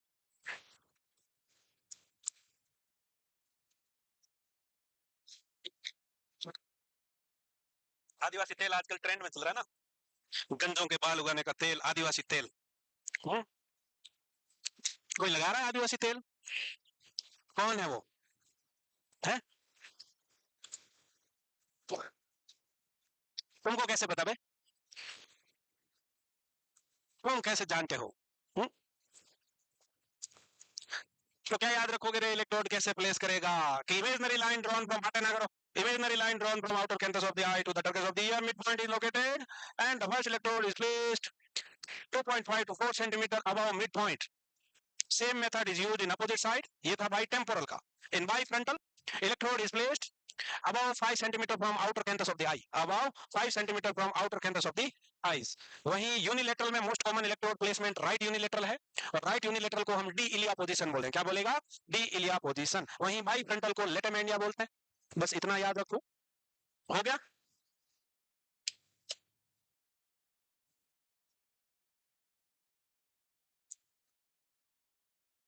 यूनिलेटरल. बायलेटरल में तुमको वो लैंग्वेज लिखनी है क्या? लिखो, लिखो. बायलेटरल में लिख लो. बाइफ्रंटल में तो सीधा सीधा फोटो दिख रहा है ना यार. चलो वो भी मैं ही लिखूंगा. रे छोड़ो, तुमको दिख रहा होता तो दिक्कत नहीं थी.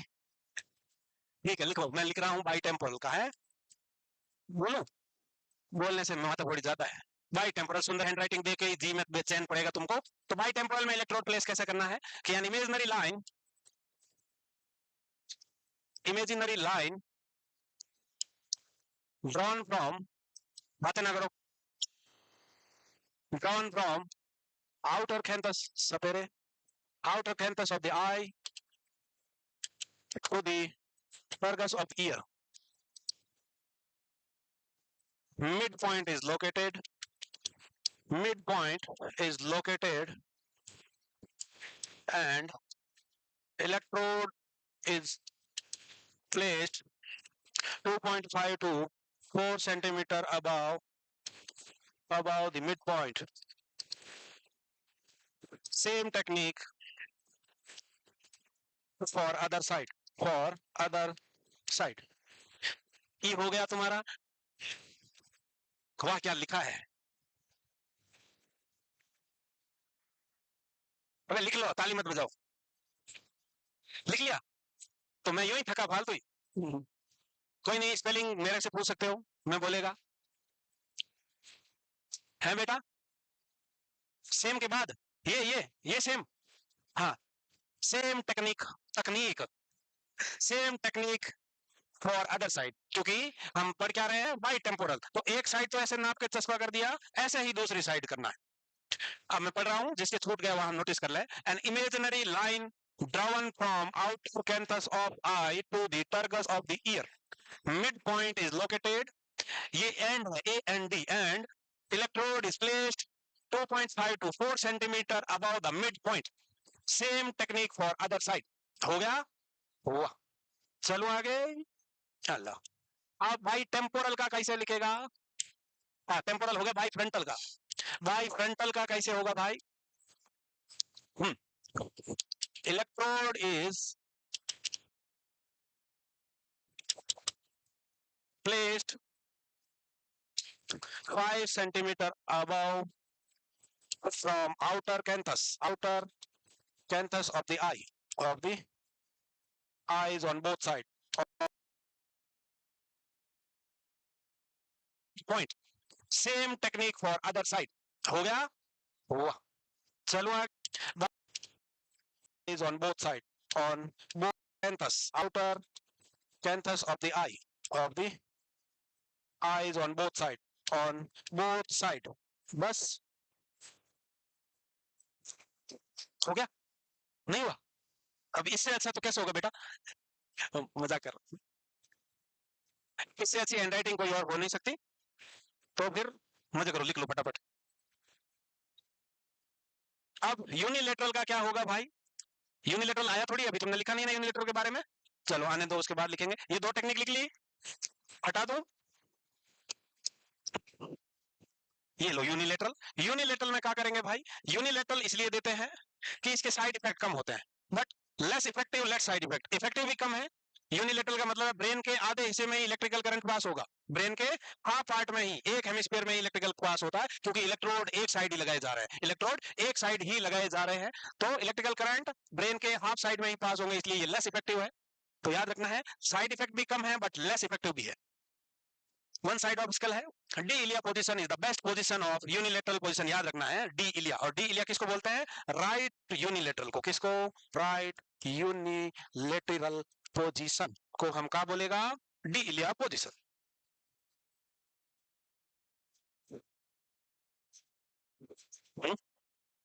तो अभी लिखवाऊंगा, कौन किधर करेगा. ये लो, electrode is placed on non dominant head side. इस बात में बहुत गहरा राज है कि electrode is placed on non dominant head side है। क्या है वो नीचे छुपा हुआ है, वो है हेड साइड। हेड साइड का मतलब ब्रेन साइड है। अब नॉन डोमिनेंसी, तो dominancy of brain is decided by certain test. बहुत सारे टेस्ट होते हैं जिससे पता लगाया जाता है कि आपका कौन से साइड का ब्रेन डोमिनेंट है यानी ज्यादा फास्ट काम करता है, ज्यादा काम करता है। तो कौन से साइड का है, तो certain hand eye coordination test कराएंगे, बहुत सारे टास्क देंगे आपको, अभी राइट से करो, अभी लेफ्ट से करो, राइट से सर्कल बनाओ, लेफ्ट से सर्कल बनाओ, राइट हैंड से जल्दी जल्दी हाथ इधर लगाओ, नोज पे लगाओ, ईयर लो पे लगाओ, रैपिडली फास्ट, फिर लेफ्ट से करो। तो जिस हैंड से बेटर करोगे उस अनुसार आपका ब्रेन का डोमिनेंसी टेस्ट किया जाता है, डिसाइड होता है। ये माना जाता है कि जो इंसान राइट हैंडेड है उसका डोमिनेंट ब्रेन लेफ्ट साइड का होगा, और अगर कोई इंसान लेफ्ट हैंडेड है उसका डोमिनेंट ब्रेन राइट साइड का होगा। यानी कि जैसा हैंडेड है, जिस हाथ से ज्यादा काम करता है उसका उल्टे साइड वाला ब्रेन डोमिनेंट है।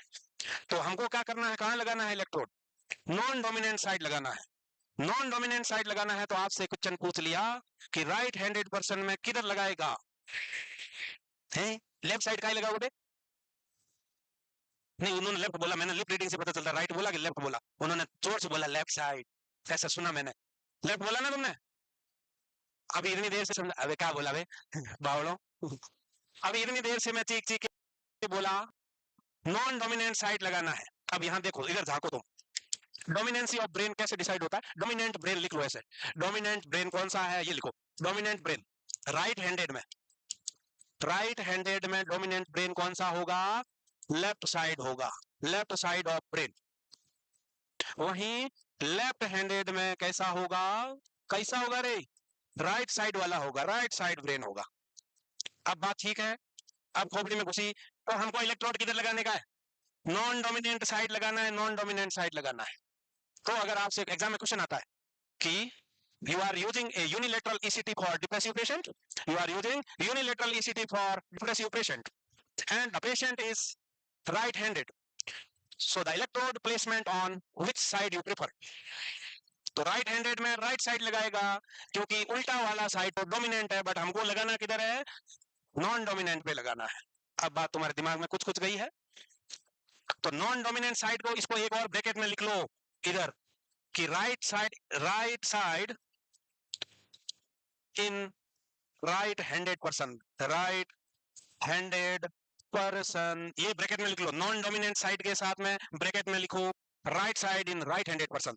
तुम्हारी ये किताब है पीआर यादव, उसमें ये क्वेश्चन है और वो गलत दे रखा है, याद रखना तुम आंसर उसका। ईसीटी का क्वेश्चन है यही सेम कि यूनिलेटरल ईसीटी में इलेक्ट्रोड किधर लगाएगा, तो उसमें उसने उल्टा लिखा हुआ है, तो ध्यान रखना है, उसको सही कर लेना अगर कहीं तुम्हारे सामने आए तो। Right side in right handed person लिखना है, क्या लिखोगे, right side in right handed person. हाँ तो left side in left handed person, क्योंकि बेस्ट पोजीशन, उसने क्वेश्चन में लेफ्ट, उसमें दोनों उल्टा लिखा हुआ है, लेफ्ट हैंडेड के राइट साइड में, लेफ्ट हैंडेड के राइट साइड में लगाएंगे। सेम क्वेश्चन है लेटेस्ट एडिशन में, मेरे पास फोटो पड़ा है। तो अभी ध्यान रखना है, ये बात तुम्हारे दिमाग में कुछ घुसी या नहीं घुसी, पहली बात तो इतनी बताओ मुझे, नहीं तो मैं उधर आ रहा तुमको डेमो लेना पड़ेगा। अच्छा यूं, अरे सतुर्मुख मुंह ना चला बे। सुनो भाई, तो राइट यूनिलेटरल में सिंपली इतना याद रखना है, यूनिलेटरल ईसीटी में बेस्ट पोजीशन डी इलिया पोजीशन है, उसको राइट यूनिलेटरल पोजीशन कहेंगे। Electrode placement non dominant brain side लगाना है, और नॉन डोमिनेंट ब्रेन साइड का मतलब है right side in right hand person. बेशर्म हो गए हो बे पूरे, शर्म त्याग दी क्या, लज्जा हया शर्म। अच्छा इसका भी लिखना होगा वो ग्राम कहानी, इलेक्ट्रोड कैसे लगाएगा, कैसे लगाएगा, देखो इलेक्ट्रोड कैसे लगाएगा भाई, इलेक्ट्रोड प्लेसमेंट सुन लो सुन लो सुन लो, इलेक्ट्रोड प्लेसमेंट इन यूनिलेटरल, और यूनिलेटरल में बेस्ट कौन सा है, यूनिलेटरल में बेस्ट प्लेसमेंट कौन सा है, राइट यूनिलेटरल, और राइट यूनिलेटरल को हम क्या बोलते हैं, डी इलिया, डी इलिया पोजीशन कहते हैं, क्या कहते हैं, डी इलिया पोजीशन। अब लगाएगा कैसे डी इलिया भाई, तो डी इलिया लगाने का वही तरीका है कि imaginary line drawn from out of 10th of the eye to the turquoise of the ear, midpoint is located, and first electrode is placed about 3 centimeter from the midpoint in the right side, in the right side, and the second electrode is placed upon highest point of the skull यानी कि vertex। लिख लो रे यार, तुम दिमाग खाओगे, लिख लो हाँ, इमेजिनरी लाइन, वो लाइन तुम्हारी लिखी हुई है वो तो लिख लो, imaginary line is drawn from, अरे यार लिखना पड़ता है, from outer canthus of eyes, Urdu में लिखूंगा अभी, eyes to the tragus of ear, midpoint located, first electrode is placed 3 centimeter above midpoint, and second electrode is placed on the vertex. हाँ क्या बात है, हाँ क्या बात है बता हाँ बताओ क्या बात है भाई, कोई बात है का, है कौन बात है का, अच्छा है बुरा है जो भी है यही है, अच्छा नहीं है तो भी कुछ नहीं कर सकते। ये आवाज तुम तक पहुंचानी नहीं थी भाई, कहे आएगी, हो गया लिखे, साथ साथ लिख लिया होगा, अब उसको समझ नहीं आ रहा, वो पूछ रही बताओ कोई उसको, बे हमारी हैंड राइटिंग नहीं समझ में आ रही तुमको, अब कुछ नहीं है। इंडिकेशंस, नेक्स्ट इज इंडिकेशन, लिख लो मैं बोल देता हूँ, अरे छोड़ो ना इतना, नहीं करना है ना, नहीं करना है, सच में नहीं लिखा, अरे हाँ कि ना सच बोलो, किधर से करते थे,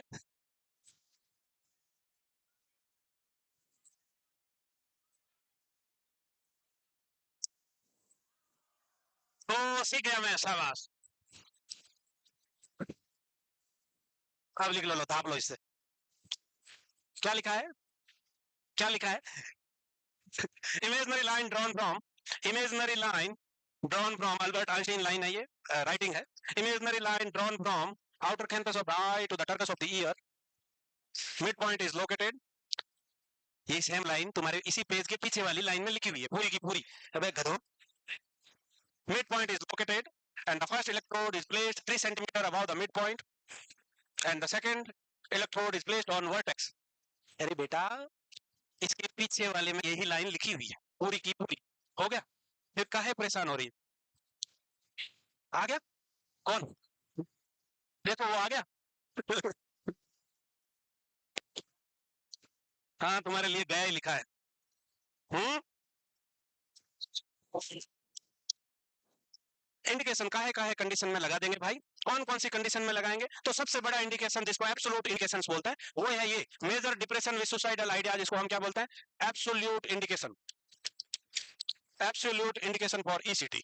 किसी भी डिप्रेशन वाला पेशेंट है, साथ में सू करके साइड करने के आइडिया जाए, यानी कि मरने के विचार बार बार आ रहे हैं, मरने के विचार बार बार आ रहे हो, वो पेशेंट को ईसीटी देनी ही देनी है, अदरवाइज वो मर जाएगा। तो ध्यान रखना है। इसके अलावा डिप्रेसिव स्टूपर होता है एक, डिप्रेशन में है पेशेंट और म्यूट एंड मोशनलेस हो गया है, जिंदा लाश बन गया है, सुधर ही नहीं रहा है, तो भी ईसीटी इफेक्टिव होती है। इसके अलावा एक इन्वोल्यूशनल मेलेंकोलिया होता है, इन्वोल्यूशनल का मतलब होता है एक इन्वोल्यूशनल एज ग्रुप होती है, मेनोपॉजल एज ग्रुप बोलते हैं जिसको, क्या बोलते हैं, मेनोपॉजल एज ग्रुप। यहाँ हार्मोनल चेंजेस के कारण मूड स्विंग्स होता है, मूड में चेंजेस आता है और इंसान को डिप्रेशन हो जाता है, इंसान को क्या होता है, डिप्रेशन, उस वाली कंडीशन में भी दिया जाता है। इसके अलावा बहुत सारी ऐसी कंडीशन है। इसके अलावा कैटाटोनिक सिजोफ्रेनिया, कैटाटोनिक सिजो, क्या होता है सिजोफ्रेनिया की स्पेलिंग, SCH, सिजोफ्रेनिया। इसके अलावा ऐसी सारी कंडीशन जिसमें ड्रग इफेक्टिव नहीं है, ऐसे सारे डिसऑर्डर्स जिसमें ड्रग्स के साइड इफेक्ट है, ड्रग कॉन्ट्रा इंडिकेटेड है या ड्रग इफेक्टिव ही नहीं है, उन कंडीशन में भी ईसीटी दी जा सकती है। वो थोड़ी हिस्ट्री लिखने से मतलब नहीं है हमको, एब्सोल्यूट इंडिकेशन का ध्यान रखो, एब्सोल्यूट इंडिकेशंस। इसके अलावा मूड डिसऑर्डर भी लिख लो, मूड डिसऑर्डर्स, मूड डिसऑर्डर जिसमें मेनली बाइपोलर, मूड डिसऑर्डर में डिप्रेशन तो हो ही गया, मूड डिसऑर्डर जिसमें बाइपोलर डिसऑर्डर, कौन सा, बाइपोलर, और बाइपोलर में क्या आता है भाई, alternating period of mania and depression, bipolar का मतलब है alternating period of mania and depression को हम बाइपोलर मूड डिसऑर्डर बोलते हैं। इसके अलावा सिजोफ्रेनिया वाले पेशेंट जहां एंटीसाइकोटिक के साइड इफेक्ट बहुत ज्यादा है, एंटीसाइकोटिक ड्रग इफेक्टिव नहीं हो रही, उस कंडीशन में भी, या फिर सिजोफ्रेनिया वाले में कैटाटोनिक सिजोफ्रेनिया टाइप हो तो भी ईसीटी देते हैं। ठीक बात है, चलो कैटाटोनिक लिख ही दिया, तुम्हारे सामने ही पड़ा है। कैटाटोनिक में ईसीटी अच्छे से काम करती है और कैटाटोनिक में लोराजिपाम देते हैं, क्या देते हैं रे, उस इफेक्ट को क्या बोलते हैं, लोराजिपाम देते ही पेशेंट की कंडीशन में सडन इंप्रूवमेंट आ जाना, कौन सा इफेक्ट कहलाता है, एमसीक्यू आया था पिछले नोट सेट में, हाँ लेजरस इफेक्ट बोलते हैं उसको, क्या बोलते हैं, लेजरस इफेक्ट। लेजरस इफेक्ट का मतलब है कैटाटोनिक स्टूपर वाला पेशेंट है, कैटाटोनिक सिजोफ्रेनिया वाला पेशेंट है, एकदम यूं पोजीशन लेके खड़ा है, अब तुम दोगे उसको लोराजिपाम तो क्या होगा, सो जाएगा, सोएगा तो मसल रिलैक्स हो जाएगी, तो अपने आप इस ऊपर वाली पोजीशन चली गई ना, ऐसा पोस्चर मेंटेन करने वाली पोजीशन तो चली गई। तो एबनॉर्मल पोस्चर वाली पोजीशन में एकदम रैपिडली इंप्रूवमेंट आता है, वो इफेक्ट आगे लिखवाऊंगा मैं, वो अभी मत लिखो तुम, कंफ्यूज हो जाओगे। ये लिख लिया। तो यहाँ ईसीटी के इंडिकेशन में आपको इतना याद रखना है, एब्सोल्यूट इंडिकेशन क्या है। तो एब्सोल्यूट इंडिकेशन वही है, major depression with suicidal ideas. इसके अलावा वो सारी कंडीशन जिसमें ड्रग्स काम नहीं कर रही हो, ड्रग कॉन्ट्राइंडिकेटेड हो, या ड्रग के बहुत ज्यादा साइड इफेक्ट हो, उन कंडीशन में भी ईसीटी दी जा सकती है। और बाकी आपका कैटाटोनिक सिजोफ्रेनिया में भी ईसीटी देते हैं। चलो, इन्वोल्यूशनल मेलनकोलिया में भी देंगे और बाइपोलर में भी देंगे। इसके अलावा ईसीटी के अगर कॉन्ट्रा इंडिकेशन की बात करें तो हम सिर्फ एब्सोल्यूट पे ज्यादा ध्यान देंगे, मेलनकोलिया में भी देंगे और बाइपोलर में भी देंगे। इसके अलावा ईसीटी के अगर कॉन्ट्रा इंडिकेशन की बात करें तो हम सिर्फ एब्सोल्यूट पे ज्यादा ध्यान देंगे। एब्सोल्यूट एक ही है, क्या है ये, एब्सोल्यूट। एब्सोल्यूट कॉन्ट्रा इंडिकेशन इस कंडीशन में किसी भी हाल में नहीं देते हैं, इस कंडीशन में किसी भी हाल में नहीं देते। रिलेटिव कॉन्ट्रा इंडिकेशंस में आता है आईसीपी मतलब increase intracranial pressure, increase intracranial pressure किस किस कंडीशन में बढ़ सकता है, वह आईसीपी किस में बढ़ेगा। हालात बहुत नाजुक है तुम्हारे, तो किस में बढ़ेगा ICP, head injury, tumour, hydrocephalus, certain type of infection में भी बढ़ जाता है कई बार है। तो चलो, तो इंक्रीज आईसीपी वाली कंडीशन में नहीं देंगे। अगर आपको क्वेश्चन आया हुआ है कि Contra indication which of the following is absolute Contra indication of ECT, उस ऑप्शन में इंक्रीज आईसीपी नहीं होगा, उस ऑप्शन में होगा ब्रेन ट्यूमर होगा, या हेड इंजरी होगा, या हाइड्रोसिपेलस हो सकता है। तो तुम ये सीधा सिर्फ आईसीपी नहीं, कौन सी कंडीशन में आईसीपी बढ़ सकता है, कंडीशन भी याद रखनी है, ठीक है। Recent myocardial infarction, recent MI, recently myocardial infarction हुआ है। मायोकार्डियल इंफाक्शन क्या है, एमआई, हार्ट अटैक, यानी कि हार्ट को, मायोकार्डियम को इसीमिया हुआ है, ब्लड सप्लाई और ऑक्सीजन सप्लाई प्रॉपर नहीं मिली है, तो कार्डियक मसल डैमेज हुई है। वहीं अब आप सेडेशन दोगे पेशेंट को, कन्वर्जन आएंगे, तो फिर से हो सकता है हार्ट पे लोड पड़े और इसीमिया हो जाए, तो रिसेंट में थोड़ा अवॉइड करते हैं। इसके अलावा आर्टिफिशियल जिसके पेस मेकर लगा हो उस सिचुएशन में भी, इसके अलावा रेटाइनल डिटैचमेंट हो रहा हो उस कंडीशन में भी अवॉइड करना है। इसके अलावा ऑस्टियोपोरोसिस में रिस्क है देना, सीवियर टाइप ऑफ ऑस्टियोपोरोसिस है किसी को, वो रिस्क अभी मॉडिफाइड ईसीटी के साथ मिनिमाइज हो गया है, क्योंकि हम मसल रिलैक्सेंट देते हैं। ऑस्टियोपोरोसिस का मतलब होता है बोन बहुत वीक है, फ्रैक्चर होने के चांसेस है, फ्रैक्चर होने के चांसेस है, तो कन्वर्जन आएंगे, मसल स्टिफनेस होगा, तो हो सकता है फ्रैक्चर हो जाए, बट अभी हम मसल रिलैक्सेंट देते हैं मॉडिफाइड में, तो ऑस्टियोपोरोसिस में अगर जरूरत है तो दी जा सकती है, ठीक है। इसके अलावा आप देखोगे ऐसे रिलेटिव कंडीशन तो बहुत सारी है, उसमें अवॉइड करना है, तो उन पे ध्यान नहीं देना है, हमको एब्सोल्यूट वाले पे फोकस करना है। और विद कॉशन दी जा सकती है, अगर पेशेंट की जान को खतरा हो या पेशेंट से दूसरे को जान की खतरा हो तो ईसीटी दी जा सकती है। प्रेगनेंसी में भी कॉन्ट्रा इंडिकेटेड नहीं है, अगर प्रेग्नेंट वुमेन भयंकर तरीके से डिस्टर्ब है, या बच्चे को पेट में मार सकती है, या खुद को मार सकती है, या किसी और को मार सकती है, तो बचाना है ना पहले खुद को, तो उसको बचाना है, बच्चे की चिंता ना करते हुए ईसीटी दे सकते हो, ईसीटी दे सकते हो। दे दे, दे देंगे, ठीक है, दे देंगे, सकते हो ईसीटी दे सकते हो, दे दे, दे देंगे, ठीक है, दे देंगे, है क्या, मरा रे समोसा हमारा।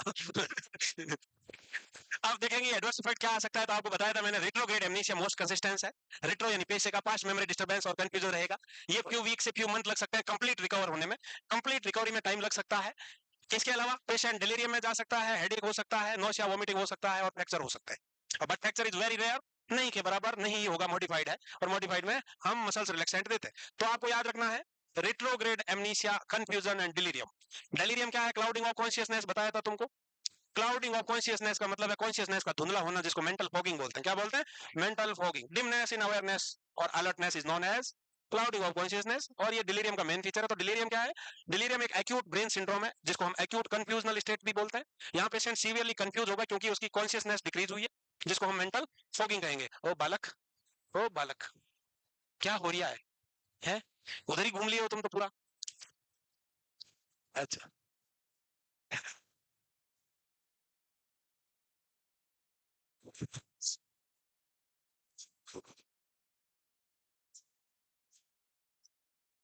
तो लकड़ बग्गो ऐसा हो गया, तो मैं काहे खड़ा हूँ फिर, चले, अबे ओ लकड़ बग्गो ऐसा क्या करते हो बे, कौन बोला,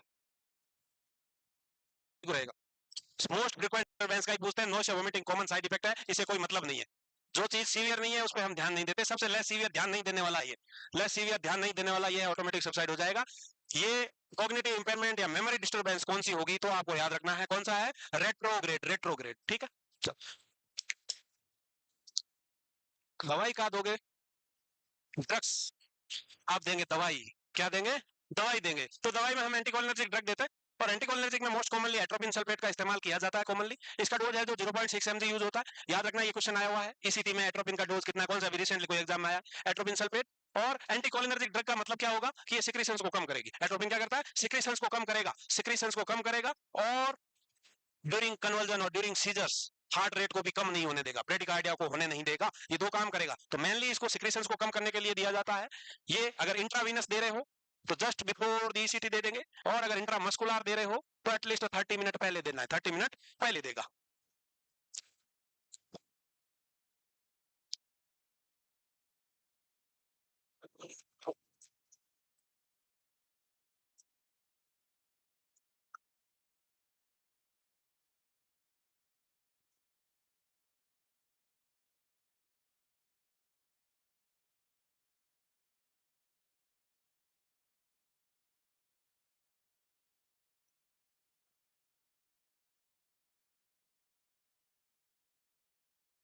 एंटीकोलिनर्जिक ड्रग एट्रोपिन सल्फेट देते हैं, और इसका डोज 0.6 mg है। आईवी देंगे जस्ट बिफोर ईसीटी, आईएम देंगे 30 मिनट पहले देगा। इसका काम है सिक्रेशन कम करना, एंड सिक्रेशन कम काहे करेंगे, अगर कम नहीं हुआ तो क्या होगा, एस्पिरेशन हो जाएगा। तो to reduce secretion and minimise risk of aspiration, and minimise risk of aspiration. कौन गुटरगुम कर रहा है भाई, तुम दोनों? क्या हुआ है, ये दोनों कर रही है? मुर्गी बन जाओ बेटा, मुर्गी बन जाओ। अच्छा ये दोनों है, नहीं मुर्गियां ज्यादा हो जाएगी, नहीं बनना अभी, रहने दो। ये भी कर रही है, मत करो बातों पे, बातें करना अच्छी चीज नहीं है। हो गया, चलो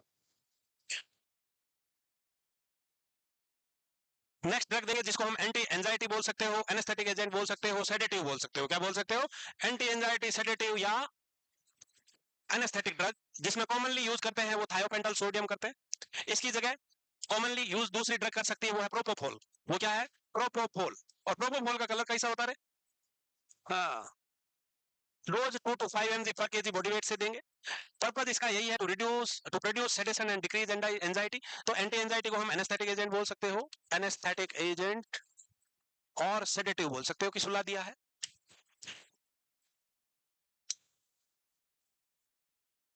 थायोपेंटल सोडियम यूज कर सकते हो, या प्रोपोफोल का इस्तेमाल कर सकते हो।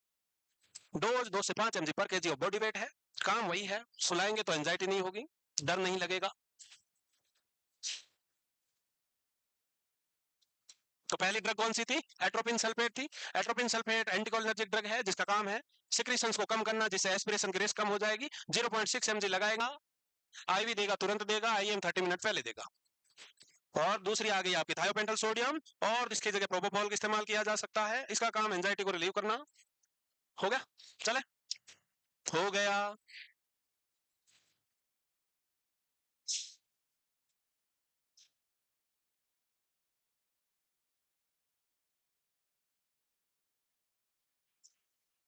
Thank you, thank you. Next is neuromuscular junction blocking agent.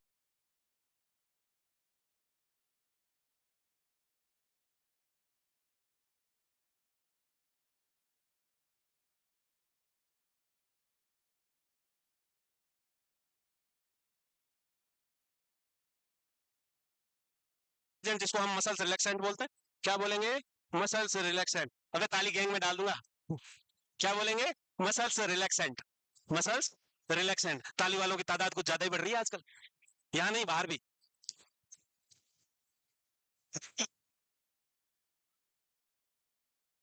कैसा लगा ये मजाक?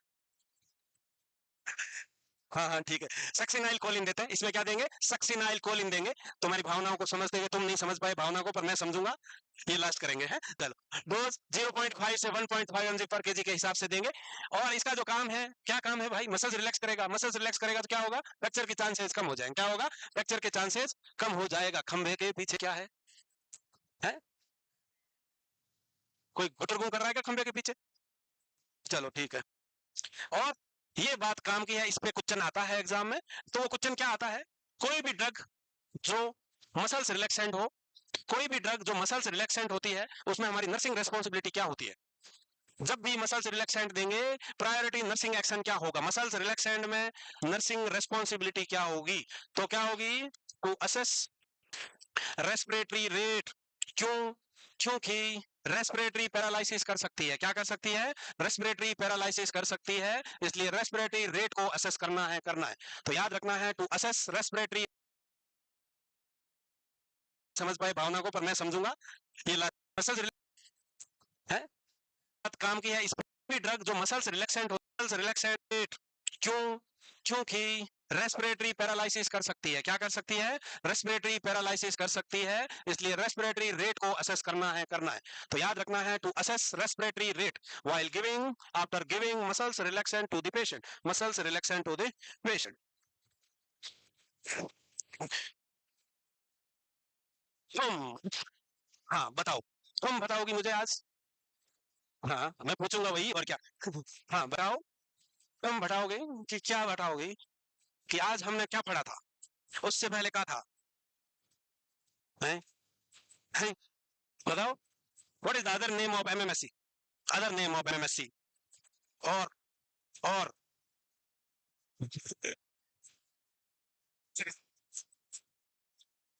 कंपोनेंट बताएगा, कौन बताएगा? हाँ हाँ, तुम, कौन, कौन बताएगा भाई?